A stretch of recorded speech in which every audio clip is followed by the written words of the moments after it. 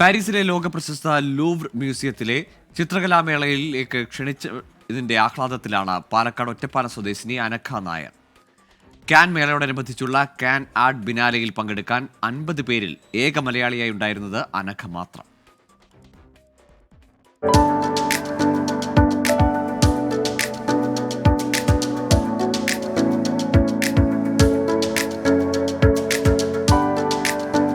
Leonardo da Vinci വരച്ച Mona Lisa ഉൾപ്പെടെ പ്രശസ്ത ചിത്രങ്ങൾ സൂക്ഷിച്ചിരിക്കുന്ന മ്യൂസിയമാണ് ലൂർ.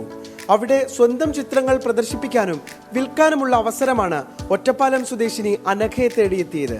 ഞാൻ അവിടെ US കുറേ എക്സിബിഷൻസ് ചെയ്യായിരുന്നു. US മാത്രമല്ല, ഇൻ്റർനാഷണലി ആൻഡ് നാഷണലി. പിന്നെ കുറേ കോമ്പറ്റേറ്റീവ് പ്ലാറ്റ്ഫോംസിലും ടേക്ക് പാർട്ട് ചെയ്തിട്ടുണ്ടായിരുന്നു. അപ്പോൾ എൻ്റെ ഫലമായ സംശയം എനിക്കൊരു ഇങ്ങോട്ടാണ് ആക്ച്വലി ഓഫർ വന്നത്.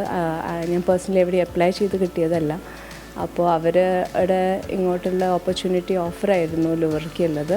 ആൻഡ് ഐ സ്ട്രോങ്ലി ബിലീവ് അതെനിക്ക് ഈ പ്ലാറ്റ്ഫോംസിൽ നിന്നൊക്കെ ഉള്ളൊരു റെഫറൻസ് വെച്ചിട്ടായിരിക്കുമെന്നാണ് എൻ്റെ വിശ്വാസം. കഴിഞ്ഞ 10 വർഷത്തിലേറെയായി US ജോലി ചെയ്തു പോരുന്ന അനഘ നിരവധി ദേശീയ അന്തർദേശീയ പ്രദർശനങ്ങൾ സംഘടിപ്പിച്ചു പോരുന്നുണ്ട്. എൻ്റെ അച്ഛൻ നല്ലൊരു ആർട്ടിസ്റ്റ് ആയിരുന്നു.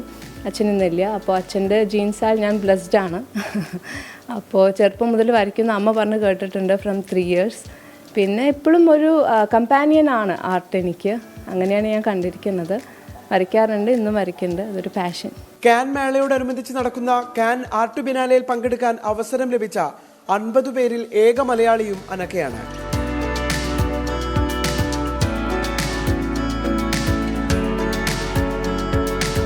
24 പാലക്കാട്.